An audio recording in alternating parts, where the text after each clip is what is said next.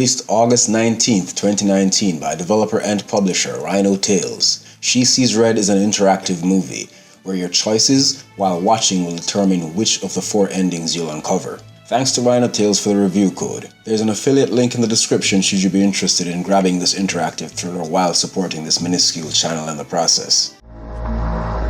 Are you serious? Let's just get this out in the open right away. There are many unique and appealing things about video games, and one that comes to mind when starting up certain genres. Genres like this one. She Sees Red being only an interactive movie may turn some off and it may draw some in. My point is, with interactive FMV games, VR games, action games, and even sports games, or just about any game really, you may not be interested in running down a crowded street while pulling off headshots. You may not be interested in piloting a mech in real life. But video games has this way of making what's not so appealing in real life make perfect sense on the screen. And that's what I got here with She Sees Red. It's basically a B-movie crime thriller that I would not give a second glance if it were on Netflix or Prime Video, but in video game form. I'm all for it. It's all starting to make sense. The ability to sit back and watch a movie while praising and criticizing it the entire way through is one thing, but to be able to have a say in the proceedings. The ability to say, foolish man, run outside, not go upstairs and lock yourself away in the attic like an ass. Or no, silly woman, do not run into the forest, as you will without fail trip and fall. It's just the little things like these that make FMV games and visual novels appealing and interesting.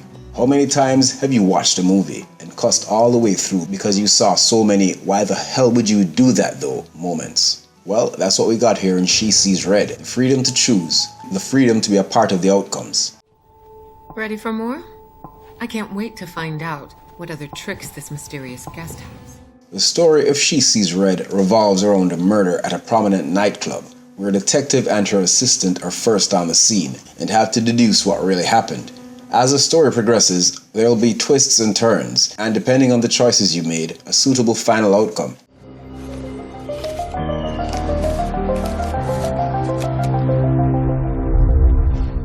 The visuals are well done. This was clearly shot, directed, and edited by a competent team of filmmakers. What we have here is one well-shot B-movie. The audio follows suit. You can choose between English dubs or the native Russian dialect. Should you choose the English first, as I did, you may notice some inconsistencies in the performances and of course the syncing, but this is to be expected with dubbed movies. I'm not sure I've ever seen an audio dub that I was 100% comfortable with. Dubbing your films to another language is a recipe for mediocrity, but in most instances, it's also a necessary evil. So, the Russian voice option presents good B-movie acting, while the English presents not so good B-movie acting. There are also many subtitle options available. Many. Ваши коллеги тут всех клиентов распугают. Может, мы их через рабочий вход заведем?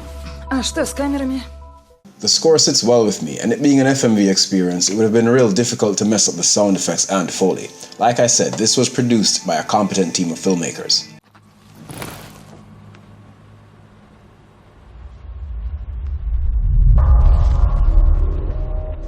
I have a weird and unexpected complaint regarding the controls. Now, for a game like this, why would the controls be an issue when all you do is wait for prompts and choose either the one on the left or the one on the right? Well, for some reason, for something as basic and simple as this, it didn't work all the time. Most times, yeah, but I've been in a spot where I tried to choose an option and it simply would not select. This first started happening when I was trying to navigate the menus. And the fact that the A button does not mean OK, it does not mean select, was also a bit off-putting. But since there's very little to do in this game, those problems weren't given much time to persist. It's a good thing you're still here.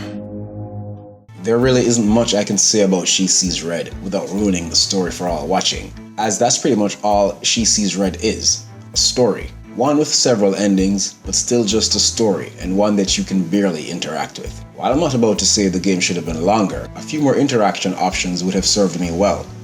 Because the truth is, as I alluded to before, I wouldn't watch this movie otherwise, despite how well shot it is. It's really not that interesting, not the kind of game I'd revisit a year from now.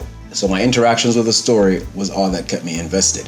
But after a couple of playthroughs, I realized that I was doing a whole lot more watching than interacting. This isn't so much a flaw as it is a personal preference. Maybe others who have more of an affinity for this genre and visual novels would disagree.